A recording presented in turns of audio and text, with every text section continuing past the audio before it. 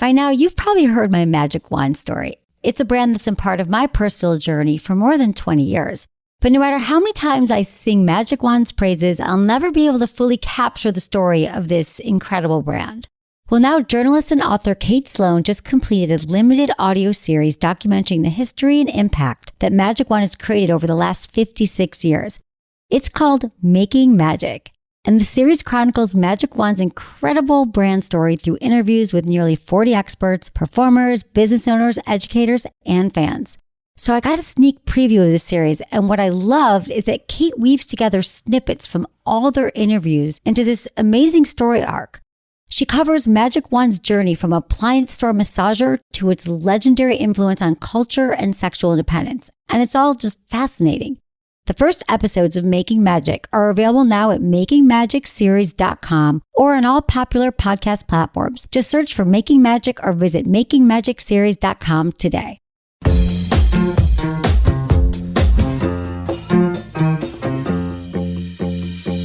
A great relationship is the culmination of good decisions.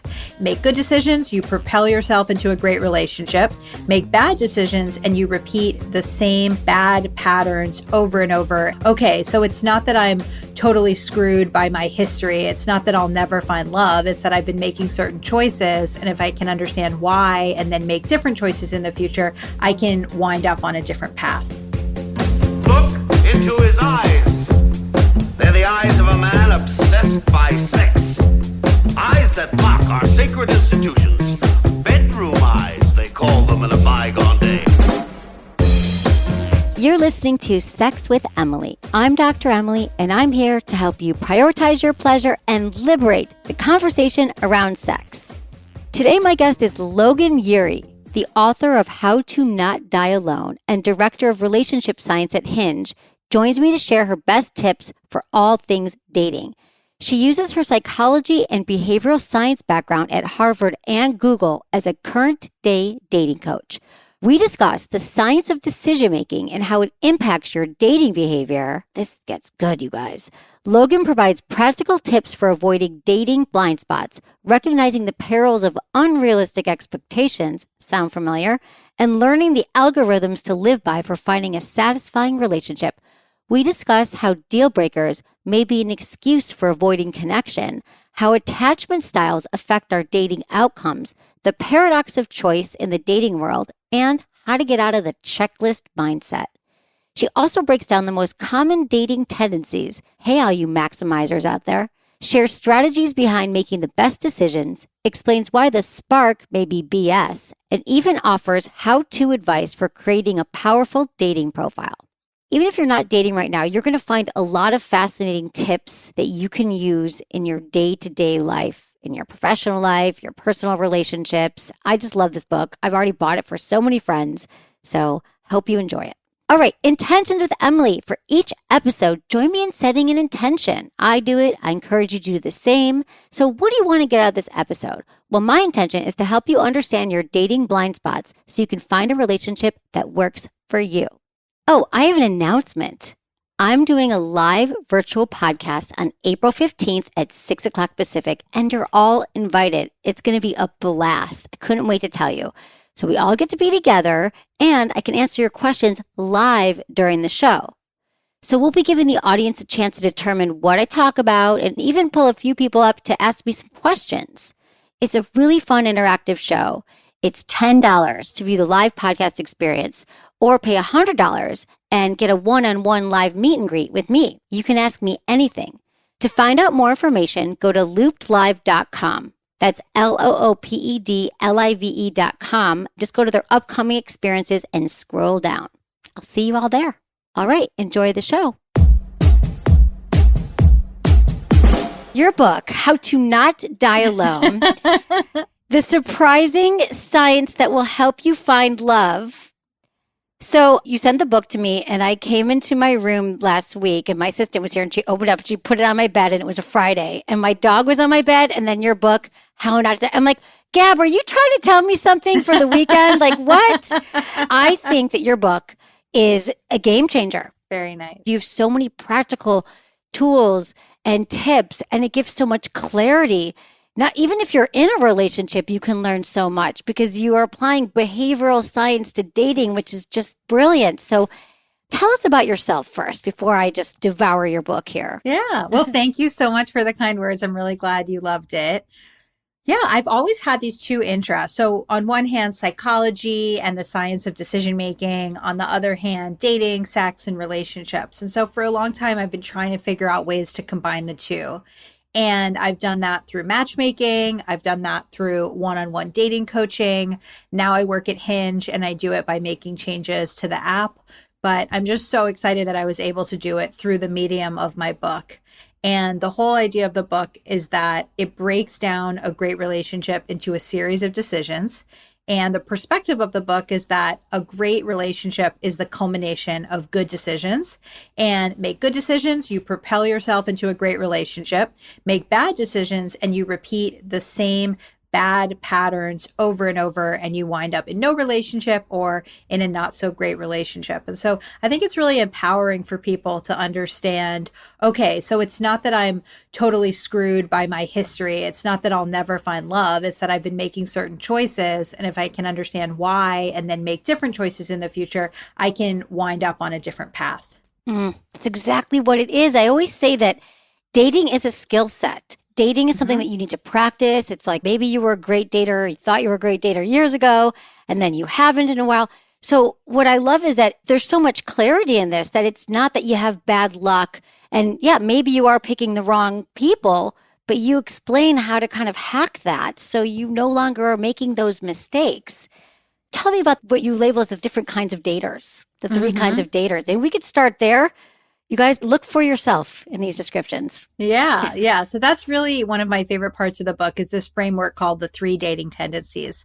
And the story there is that as a dating coach, I had all these different people coming to my office, showing up on Zoom, and I noticed they're from all different walks of life, but they seem to suffer from the same set of dating blind spots. And so those are patterns of behavior, ways of thinking that are holding them back from finding love, but that they can't identify on their own.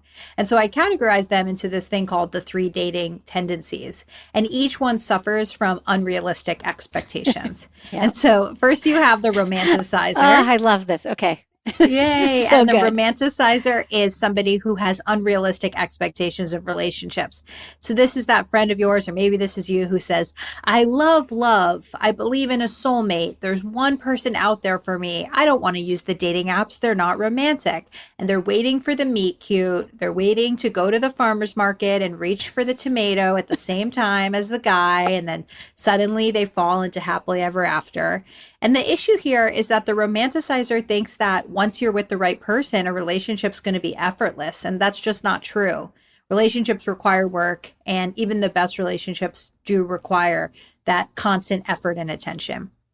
The second type is the maximizer, and I'm a maximizer. Many of the clients I work with are maximizers, and these are people who have unrealistic expectations of their partners. And this is the one who says, I like my girlfriend, but could I be 5% happier with somebody else? Or my boyfriend's ambitious, but could I be someone who's 5% hotter or 5% more interesting? And it's always what else is out there? How can I do better? And they're constantly looking for the next best thing. And the thing about the maximizer is they feel like I can research my way to the right answer. If only I can see every possible option, then I can make the perfect choice. And so the issue with the maximizer, as I'm sure you know, is that you can't date everyone. You can't turn over every leaf. At a certain point, you have to say, this person is great. I'm going to commit to them and I'm going to make it work. And it's not about finding the perfect person and then it's easy. It's about finding somebody great, investing in them, and then building that relationship. And then the last one is the hesitator. And I have to tell you, hesitators are really having a hard time during the pandemic because hesitators are the ones who say, the thing about the hesitator is they have unrealistic expectations of themselves. And so there's the ones who say, I'll be ready to date when I lose 10 pounds. I'll be ready to date when I have a more impressive job title. And with the pandemic, that's given them a lot of excuses not to date. And so for the hesitator, they think, I'm not lovable yet. I need to make all these changes to myself and then I'll be ready for somebody to love me. But they really underestimate 2 things. And those are, 1, dating is a skill and you need to get out there and get better at it. And if you're not dating, you're not getting better at dating. And 2, you need to figure out what type of person you want to be with. And if you're just sitting at home trying to, improve yourself, but not actually dating, then you're not figuring out what type of person makes you happy. And so the advice really for the hesitator is to don't wait, date. It's just to get out there. You'll make some mistakes. You're imperfect. The person that you're going to wind up with will be imperfect. And don't sit around waiting to feel 100% ready, because there's no such thing. It's so true. It's like, you think about it, we get better at relationships by being in relation to someone else. You're not going to just by studying dating or studying sex. You got to get out there and practice. And that's how you learn. Did you find anything split by gender, that there was more men who were more likely to be maximizers or more women are romanticizers? Yeah, it's an interesting question. And honestly, as I've been doing more interviews for my book, one thing that's come up a few times that I actually feel really proud of is I've done interviews with a bunch of young women in their 20s who are like, I liked your book because you didn't say to women, pretend to be something you're not, play games, pull back, don't have sex until this date. And they were like, I feel like every single piece of advice in your book is for everyone. It's not very gendered. And I was like, I didn't even realize that, but that's how I feel. A lot of this stuff is universal. It's like, be a good person, have integrity, find somebody who's reliable, don't get distracted by the spark, give somebody a chance. And I don't think that those gender rules are relevant. Obviously, there are some differences. And in the book, I talk about fertility, and men can have kids way older. And there are some things there that are frustrating. But mostly, I feel like men and women benefit from the same advice, which is be a good person and know yourself and find somebody who's a good person who knows themselves. Exactly, Logan. What I've found now after so many years of doing this is that it's really not about gender. No matter who you're sleeping with, your gender identity, it's behavior. Yeah. I mean, I can say, I think in general, women probably have a slight more tendency to be romanticizers, and women are more likely to consume Disney movies and Disney princess stories and rom-coms. And so there is more of a story in women's head around the meet cute and the narrative and what am I going to tell my friends. And then I would say men maybe tend to be maximizers a bit more focused on the research, more focused on the quote unquote objective right decision. But in general, the patterns that I describe in the book are about human behavior versus gendered behavior. Right. I love the more we get away from that, we're all going to really benefit in the decisions we make in our life. And so let's talk about the process of, because there was so much that struck me here, of knowing when it's time, like knowing when you found the person. And I love that you actually have data on this. What is it, 37% rule? Oh, yeah. That's so great. For anything. That's what I'm saying. This is so applicable. Yeah. Let's talk about that. How do you know when you're done? Because I remember once, and I've always been someone who wasn't really focused, ironically, focused on relationships or marriage. It just wasn't my focus. But my mom, I remember one time saying to her, I was like 30. I said, Mom, I just need to get out there and date a little bit, because I'm definitely a maximizer, and then my attachment style is like avoidant. And I was like, Mom, I'm just going to go out there and date. And she's like, how much longer do you need to date? And she's like, you've already dated. I'm like, I know, but it was about my own behavior. So let's talk about how you pretty much know when you've met the person that you should maybe commit to. Yeah, absolutely. And so I do think many people are maximizers. I think our culture creates really a feeling of maximizers, because I talk about this in the book, right? Before somebody goes on a trip, they're going to read every Airbnb review. They're going to look at TripAdvisor. They're going to look on Yelp. And it's this feeling of the right answer is out there. I just have to research my way through it. And people crave this sense of certainty, and they feel like, the objective right answer is only one Google search away. But that's just not the case in dating and relationships. You can't date all people. You don't know all possible outcomes. There is a point at which committing to somebody is a leap of faith. And so the 37% rule, which I'd love to talk your listeners through, is basically something that I share with maximizers. And so maximizers are like, well, I've been dating my boyfriend for this many years and he wants to get married, but I'm just not sure because I don't know what else is out there. And so what I like to talk to them about is this concept called the secretary problem. And this is a sort of a mathematical riddle. And so here's how it goes. Imagine that you're hiring a secretary and you have 100 possible candidates. You have to interview them one at a time. And each time after you go through a candidate, you say yes or no. And so at what point do you choose your candidate? So let's say you choose too early on, you don't know what else was out there. If you choose too late, what if all the good candidates came before and there's nobody good left? And so what they have found is that this is what you should do. This is the mathematically correct solution. You talk to the first 37 people, and after that, you say, who was the single best person among that group? That person is now your benchmark.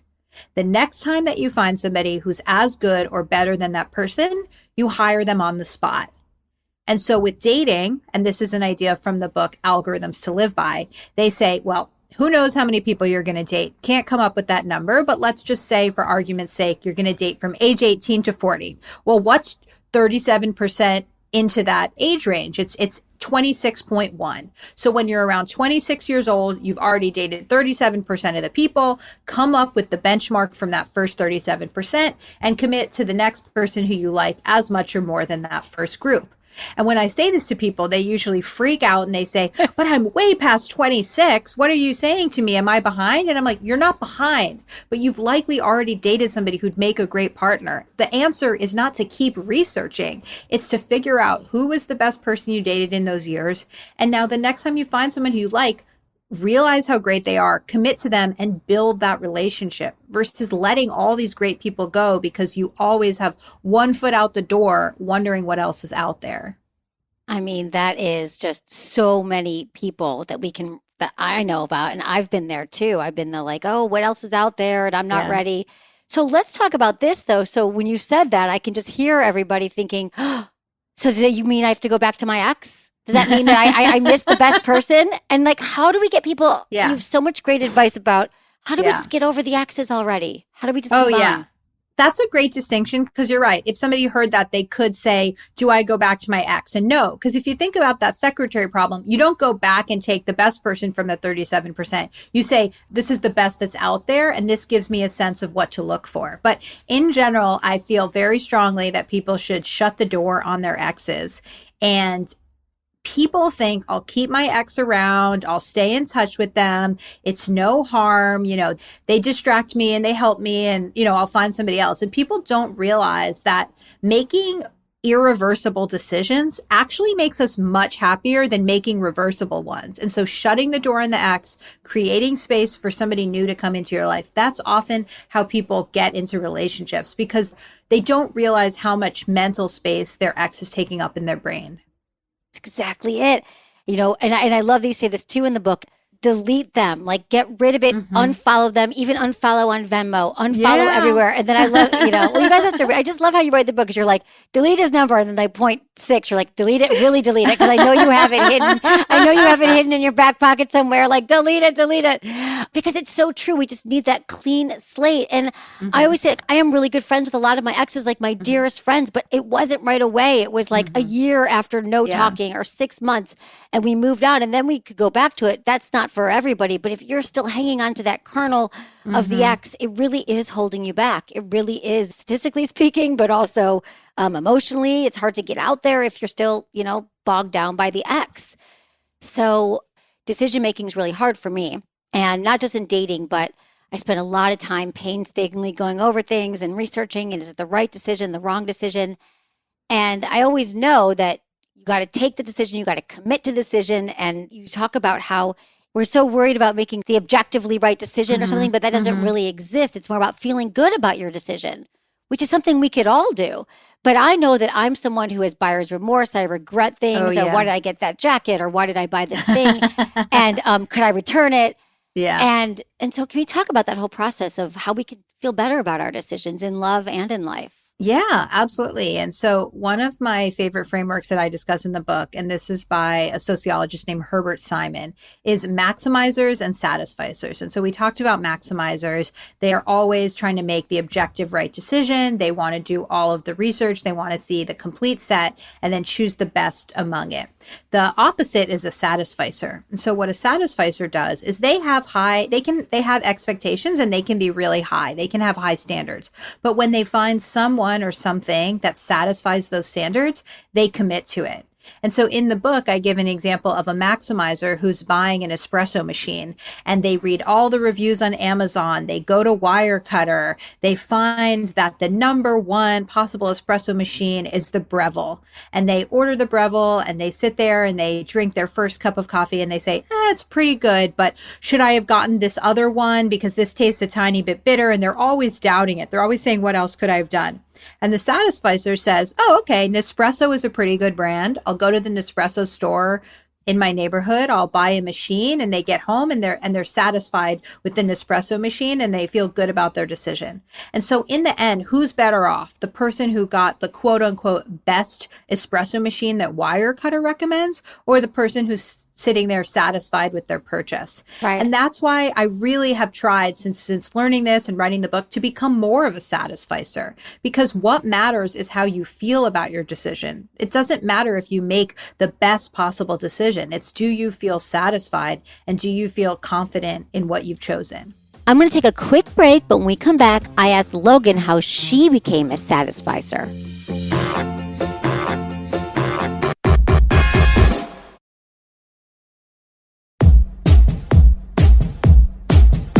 So what was your journey of becoming, because I decided that I want to become a satisficer. Yeah. So the first thing was really just understanding that satisficers are happier, and so that it was something desirable. Because I think a lot of times when people hear, oh, you want me to become a satisficer, it's like, you want me to settle, you want me to give up, you want me to drop my high expectations. This is what makes me a killer. This is what makes me ambitious. Why do you want me to lose my edge? But it doesn't have to do with that. It has to do with feeling less doubt and feeling more confident in your decisions. And so one example of becoming a satisficer is last year I bought a car for the first time. And my husband and I decided on a Saturday that we were going to buy a car. Saturday night, we signed up for Geico auto insurance because that was, we've been seeing the ads for years. Sunday, we went to CarMax. We tried a bunch of different cars, didn't like any of them. Monday, we went to the Toyota dealership. And then there was one car that was a hybrid in our price range that we liked, and we bought that car. And so we basically bought the biggest purchase of our life so far in 48 hours. And we feel great about it.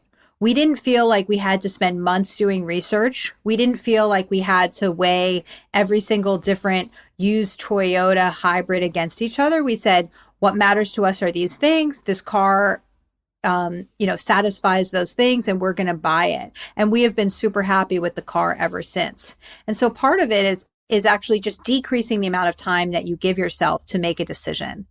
So a common one is people say, oh, I have to find the perfect flight, and I spend weeks researching flights, and could it be 20% cheaper if I fly into this airport? But it's like, is it really worth weeks of time to try to save, a few dollars and maybe a few hours on a layover? No. So say to yourself, I'm going to give myself 2 hours to make this decision. And then at the end of it, I'm going to make the best decision I can with the information that I know. Because you talk also about the importance of deadlines with these things too, that when you have a deadline, you're more likely to just make the decision than you are if you're like, well, take your time, make a decision, especially if you're a procrastinator. Oh, I love deadlines. When I think about the fact that I was able to write a book, it all had to do with deadlines, because I'm extremely extroverted. I love to work with other people. Working alone is hard for me. And so writing a book is a very solo process. I'm also a procrastinator, like many of us. And so I was like, how can I make this solo endeavor more social? And so what I did was I emailed a bunch of friends and I said, would you be willing to host a book dinner for me? I'll give you some money for the food. You invite 5 people, I invite 5 people. And then a few days before the dinner, I'm going to send you 2 chapters. And at the dinner, we'll discuss the chapters. And so what that did was it created accountability for me. I had to send in the chapters before the dinner. People were coming to help me. I wanted to hit the deadline. And instead of writing the book in a fury a month before the due date, I was actually able to write the book consistently throughout the year because of these dinners. And so I absolutely apply the lessons from behavioral science, the things I talk in the book about how to overcome bad habits. I apply that to my own bad habits, especially when it came to writing the book. Wow, yeah. Well, you did a great job with it. So it's about accountability. And I know you're also a dating advisor for Hinge. Is that what you? Director of Relationship Science, yeah. People have these notions about dating apps. oh, it's not organic or it's just for hookups. It's kind of like people saying to me, oh, well, I really want to lose weight. They're like, well, I've done everything. And I'm like, well, have you looked at your nutrition? Like, no, I haven't done that, but I work out every day. It's like, you have to look at everything. No, I'm still eating Cheetos for lunch. I believe that getting into the apps in a smart way and in a way that you are prepared with information and you just try it out, I think is an important part of it if you really want to not die alone or you want to meet someone. So can you talk about what's going on with the apps right now and some good best practices? Yeah, absolutely. And so I come at this from a couple different ways. So as a dating coach, I was working with people one-on-one. And so somebody would come down and they would show me their profile and I would give them feedback on their pictures, or I would watch them swipe and I would say, why did you say no to that guy? And the woman would say, well, he works at a big tech company and I don't like anyone who works in tech. And I would just see the assumptions that people made. I would see how people rushed through their messages. And I saw a lot of the mistakes that people were making on apps. I also was aware of some of my clients, especially some of my Black female clients, how much trouble they were having on the apps. And so I really saw a lot of the ways that dating apps were turning us from relationshippers, people looking for relationships, into relation shoppers, people who are treating a potential partner like a potential purchase. And so I had a lot of skepticism of dating apps. Then I went to interview Justin McLeod, who's the CEO of Hinge, for my book. And I was basically like, your tagline is designed to be deleted. And I just don't believe that. What company that spends so much money trying to attract new customers, what company is trying to get those people to delete their app? And he was like, I promise you this is real. Ever since we changed our focus to be on relationships and deleting the app, we've exploded. And that's because even if you lose a customer because they got into a relationship, well, they're going to tell 5 of their friends. Hinge is where you go to find that relationship. And they've been doing really well ever since. And so that's why I decided to join them, because I was like, oh, this is the app that is actually helping people not turn it into a game, not turn it into just a hookup, but actually it's where you go when you want to find someone. And so I do see a lot of flaws with the apps. I do think that it makes people more superficial. It makes people more focused on looks, height, income, age. It really emphasizes those things. But what we know is that meeting online is the number one way that people are getting into relationships these days. And that's been true for the last few years. That's especially true during the pandemic, when you can't meet somebody out and about. You're not going to your cousin's wedding. You're not bumping into somebody at a bar. And so the dating apps have become even more important, because right now it's basically the only safe way to meet somebody. And so when you're thinking about being on the apps, here are a few tips. One is your profile really matters. This is your only chance to make a great first impression. Sometimes people just rush through the process of making their profile because they're like, all right, I'm going to do it. I downloaded the app. All right, my 6 latest photos. This is going to be my profile. But no, you really want to spend time having great photos that show different sides of yourself, that are flattering, that are accurate. The other thing is your dating app profile is basically your opening line. It's what people respond to. And so you want to put stuff on there that is specific, that is unique to you. And so instead of saying, I like to cook, you could say, every Sunday night, I make my Italian grandmother's marinara sauce. And then somebody can engage with you on Italy, on your grandma, on pasta, things like that.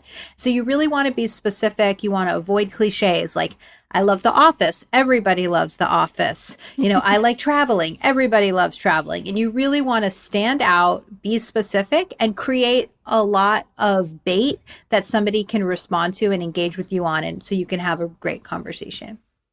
So good. Is there anything just about photos, like certain photos you should include, not include? Yeah, I do include some stuff about that in my book, but I also have done even more updated research since being at Hinge. Okay.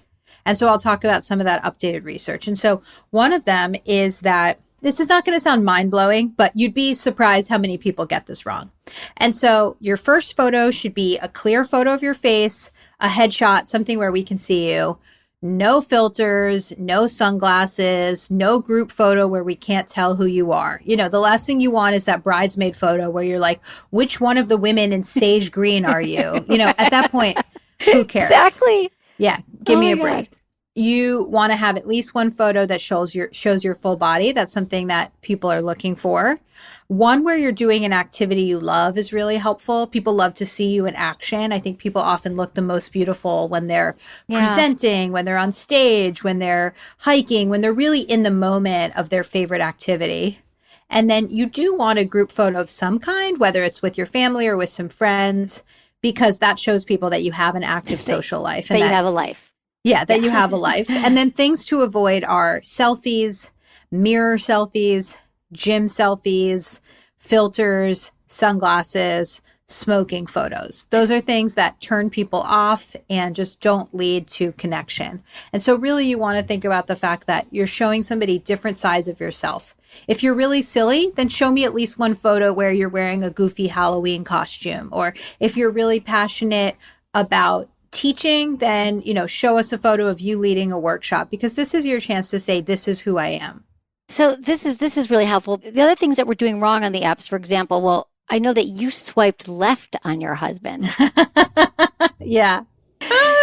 So what was that about? Because you were not where goodness. you're at now. You were like, oh, he's not right for me. So you kind of did it. You've lived the work. Oh my goodness. Yeah, You've lived this absolutely. And I really try to be as open and self-deprecating in the book around, my bad habits, my anxious attachment style, my habit of chasing after people who weren't interested in me. I tell the story in the book of Burning Man Brian, the guy who, I had a Burning Man Brian. Right? And it's really fun. Oh my God, I used to be a Burning Man for years. I had a million Burning Man Brians. Or maybe I was like a Burning Man Brian too. Like I was sure always the were. one. I've been it all. But no, tell the story. And we'll get into attachment styles Sure. too. I mean, it's exactly. It's all combined. And so my now husband and I, we met in college when we were 19. We had one lunch together. We know this because we're Facebook friends. Around 7 years after that, I saw him on Tinder. I remember exactly where I was. And I just said, he's not smiling. He's wearing a backwards cap. He just kind of looks like a not happy bro. Not for me. And I swiped left. Then I ended up having this lunch at Google where we both worked, and I organized this alumni lunch, and he came. And I was talking about how I was trying to learn the statistics programming language. And he said, I just dropped out of a math PhD. Obviously, we're very nerdy. And he said, I'll tutor you in it. And so he started tutoring me in this language called R. But even though I was drawn to him and I felt like there was a connection, I immediately wrote him off because of two things he said. He said, I don't like people who go to Burning Man, and I don't like international travel. Meanwhile, I had gone to Burning Man for the, fourth or fifth time, and I had this amazing whirlwind romance with this hot guy who looked like Keanu Reeves' better looking younger brother. And we just had this incredible week together. And I was so sure that when we got back to San Francisco, where we both lived, that it would turn into something. And he wasn't interested. I can say that now. But at the time, sometimes he was interested. Sometimes he was not. We would go to dinner. Would he text me? Would he not? And at the time, I was just so addicted to the chase.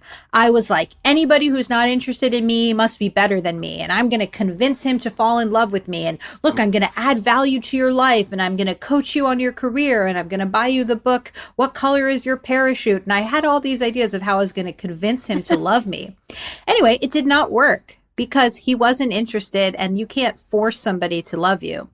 And so there was a really low point where he was making me so miserable, and I just said, enough is enough, and I hired a dating coach. And when I hired her, we did a bunch of exercises, but one of the exercises was, how do you want your partner to make you feel? And I wanted my partner to make me feel secured, desirable, attractive, loved. He didn't make me feel any of these things as Burning Man Brian. He made me feel like I was always walking on eggshells and I never knew what would happen. But I was like, wow, somebody in my life does make me feel this way. This guy from work, this guy Scott. And so we went from the tutoring to talking on the phone more, to having lunch at work once a week, to having lunch at work almost every day. And eventually I just said, hey, I don't have plans on Friday night. You should ask me out. And it's almost the 6-year anniversary of that first date. And we were together for a while. We got married last summer. And it's just been incredible, because not only was that dating coach able to help me see that Burning Man Brian made me feel bad and I wanted to be with somebody who made me feel a different way, but also Scott and I have been to Burning Man multiple times. We've gone on lots of international trips, right? Those reasons that I wrote him off, not only are those not that important of things in the first place, but people also change sometimes. Like sometimes people just need to be exposed to different, more alternative ways of living, and then they open up to it. And so, I think about who Scott was when we first met, and now we live in a commune with, 12 other people. Right. I read your New York Times piece. I was blown. First, I have so much to say about that too. And your husband, your story that you moved to. I mean, I lived in San Francisco for 20 years. So I'm a San Franciscan at heart, just so you know. Like, I feel like I get your vibe. No, but going back to this, think of how people have been discarded because something they just say. Like maybe he's always just walked around being like, oh, Burning Man people. Mm-hmm. We all have opinions like that we say. We're like, I didn't really mean that. But people hang on to it. They listen. So what you're talking about is kind of a slow burn. Mm-hmm. A slow build with him. Like you got to spend time with him. It wasn't we have to get into your, fuck the spark. Like, I love fuck the spark. Hashtag, do you have hashtag fuck the spark? Oh, yeah. Fuck the spark is my favorite thing to chant. Yeah. My husband is absolutely the definition of a slow burn. And so the idea is that when people talk to me about dates, sometimes they say, I met up with her. She was great. We had a really good conversation. Good date. Not going to see her again. Like, what are you talking about? Oh, I just didn't feel the spark. And so the spark has become this all-encompassing term to mean I didn't feel that pang of instant chemistry. I didn't feel the fireworks. And people let so many amazing potential partners go because they have expectations of what a first date is supposed to feel like. But it's just not true. There's a lot of myths around the spark, right? You think that the spark can't grow. Well, we know that that's not true, right? I knew my husband for 8 years before we started dating, and the spark absolutely grew as I got to know him, as I saw the different sides of him. People think if I feel the spark, must be a good thing. Also not true. Some people are just really sparky. Emily, you might be very sparky. You might give a lot of people the feeling of the spark. I'm sparky. And then they're all like, oh my God, Emily, we have a connection. And you may have a connection, but it's actually more you give a lot of people that feeling versus is it a part of the dynamic? And so for the average person, it's understanding that that person might be very charismatic or attractive and they give a lot of people the spark. It doesn't mean that the two of you are meant to be, which is what I learned with Burning Man Brian. He was super sparky. He gave lots of girls at Burning Man a spark, but I got very confused. I thought it was this magical thing just for us. And then the last one is if we have the spark, then it must be meant to be. And that's just not true. A lot of divorced couples had the spark and it feels really good, but it doesn't necessarily mean that the relationship is viable. And so the antidote to this idea of the spark is the slow burn. And that's understanding that many of the best people in life, the best people to hire, the best people to be friends with, the best roommates, the best romantic partners, take time to open up, take time to show you who you are. And Scott, my husband, is absolutely one of those people. He doesn't care what people think of him. He hasn't been on social media in 4 years. He's just not obsessed with making a great first impression. He's much more just living his life, doing what he thinks he should do. And so part of that means he's not very sparky, but he's an incredible partner. And once I could sort of peel the layers of the onion and see what was underneath, I realized what a good person he was. And so people out there, the spark feels great. I totally get it. But when you're thinking about who to be with, you want to be with that slow burn person who's reliable, who's dependable, who's going to be there with you for the good and the bad, because that spark fades. And then what do you have left? Your sexual connection isn't going to fade, something we need to prioritize and work on. But that initial spark of falling in love and all those things, that's going to change over time. It absolutely is. So people are protesting, oh, but I tried, and I went out with this person a few times. We're not saying that everybody you're going to be able to turn a relationship to, but I guess what we're saying is, and what you advocate for in the book is just go on the second date, which is something that I totally believe in. We don't know, unless it was horrible and they were like toxic and abusive and said things that made you feel awful. And if you're not sure, I've found that more so in my life, the relationships that have worked for me and the friendships are slow burns. They're just over time. 100%. I'm just thinking about it sort of from a mathematical perspective. It's like instead of going on 100 first dates and writing each of those people off, go on 50 first dates and then 50 second dates. And you're much more likely to have one of those turn into something because somebody's going to thaw out. Somebody's going to show you who they are. Somebody is going to open up a little bit more. And ever since my book came out, I'm getting all these emails that say, I married the slow burn. I went on a date with a guy. I didn't really like him. I told my mom about him. My mom was like, he sounds great. Give him another chance. And now we're married. And even one of the girls who works with me, it's been so cool just to see her start giving people more second chances. And I'm like, you are changing. You are changing your bad behavior. This guy who you think is boring, he's actually very secure and you're just not used to that. But this is the guy who you want to choose. Yeah, and that leads right into attachment styles, which I want to ask you about. We'll be right back after this quick word from our sponsors. Stick around to find out which attachment style you have and what that can tell you about your relationships.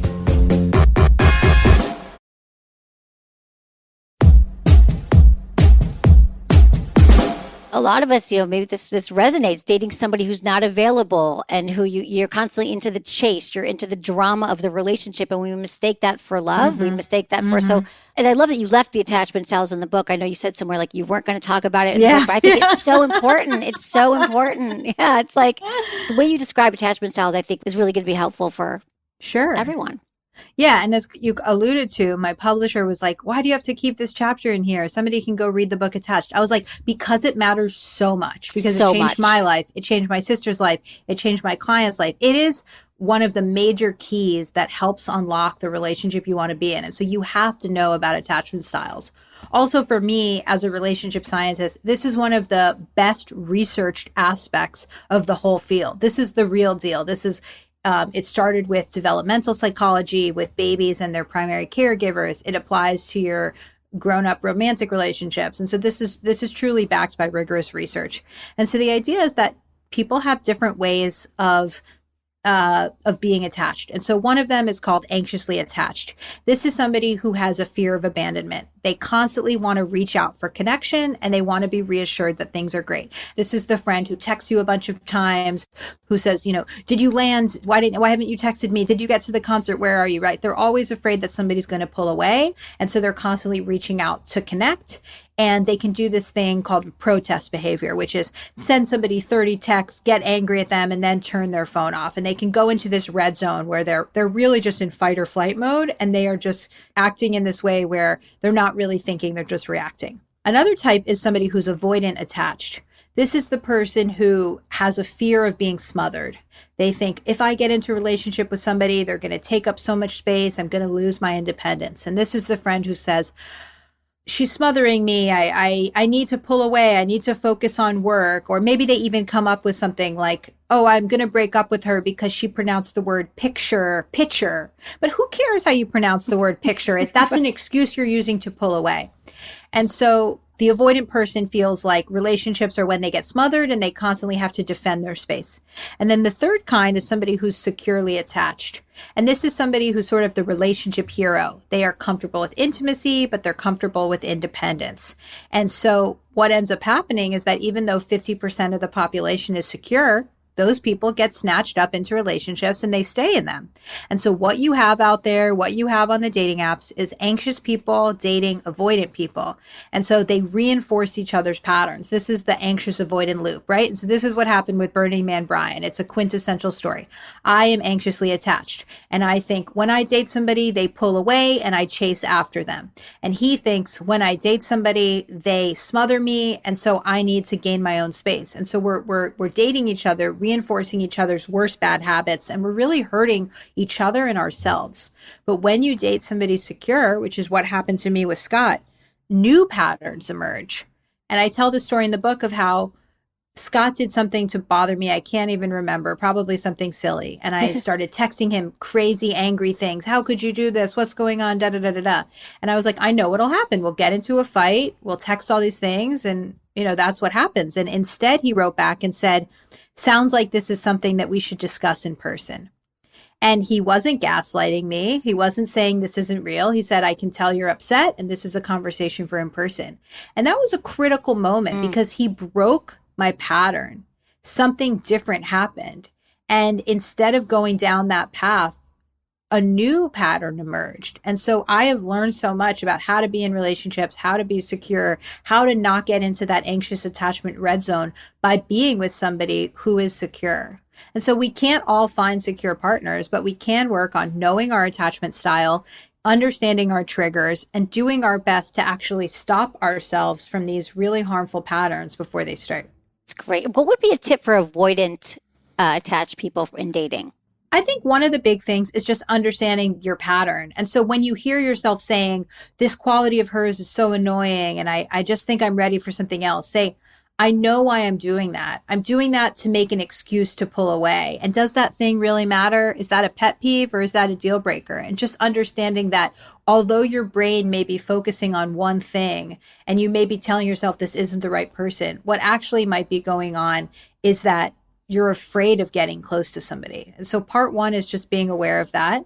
And I think part two is understanding that being with a secure partner is a really great thing. And I have a lot of friends, especially male friends, who are avoidant and they got into that anxious attached loop. And the only women they dated were women who would put time on their calendar and insist on being with them and this and that. And I said, you need to actually go after what you want, and you need to figure out who you are and what you're looking for. And actually, for avoidant people, being more proactive helps them feel more in control and helps them feel more satisfied with their matches. Right, exactly. And I guess two avoidant people aren't necessarily attracted to each other, and two anxious people probably wouldn't work either, right? So it's sort of it doesn't work. And then but you can change. What I love is it takes work, just like everything takes work. If you want to just get on a dating app or you want to just start dating, I mean, it's all takes a little bit of work. And I love that you have such great tips in here about how to actually change your behavior. You can recognize yourself in this book in so many places and start to make the change.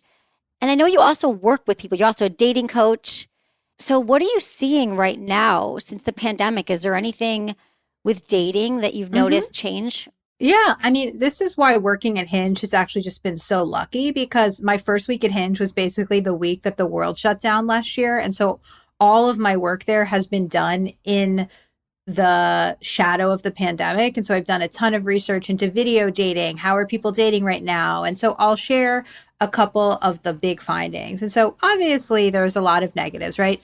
It's harder to meet up in person. It takes a lot more work. You're not meeting people out and about. But that being said, there have been some really cool silver linings. And so one of them is that people spent, especially the first few months of the pandemic, alone and thinking, this doesn't feel good and I want to make a change. And it was that necessary jolt to the system that people need in order to change their behavior, because we have habits, we stay on the same path, and it actually takes something pretty dramatic to get us to change behavior. And the pandemic was such a jolt to the system.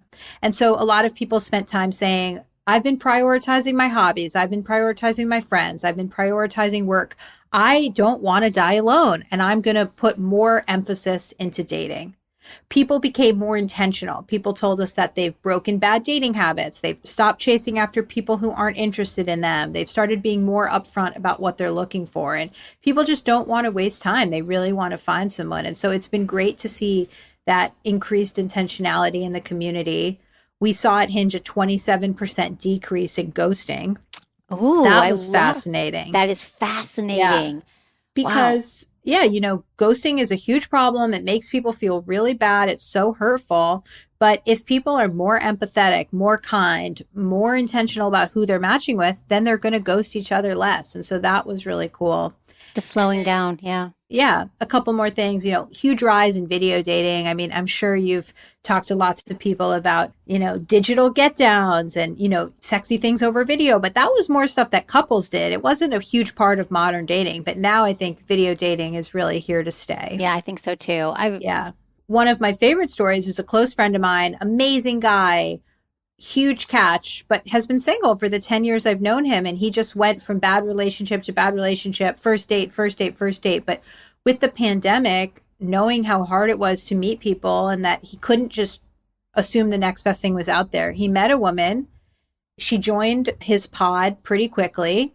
And he really just committed to her and gave her a chance. And they just adopted a puppy. They just moved in together. And I'm like, oh, this is your relationship. This is going to work. And it took not being able to go on all these first dates and not being able to have sex with lots of random people for you to commit to somebody and make it work. Exactly. It's like then you don't have as much, it's the paradox of choice, right? You don't have as many people. You can't keep swiping and running, essentially. Swiping and going to this town or traveling or whatever you do to distract yourself.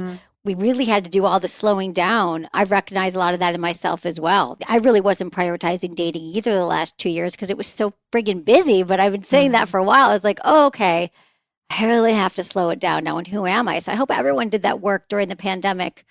I think that people are also really hard on themselves. I hear from some of my listeners, like, I don't know how to date, or I'm a bad dater, or no one ever calls me back, or, you know, but like, you got to keep going because you practice, like it is like a muscle, right? So what would be your tip for people who are kind of rusty, haven't been out there? First of all, I just say I have a lot of empathy for that. I think all of our social skills have gotten a little rusty. Yes. I've definitely had that thing where I go on a socially distanced hike with somebody and after an hour, I'm like, I'm exhausted. Exactly. Talking to someone for an hour can feel really different. Like, we are just rusty. And so in general, I'd say be compassionate with yourself. Everyone is feeling this FODA, this fear of dating again.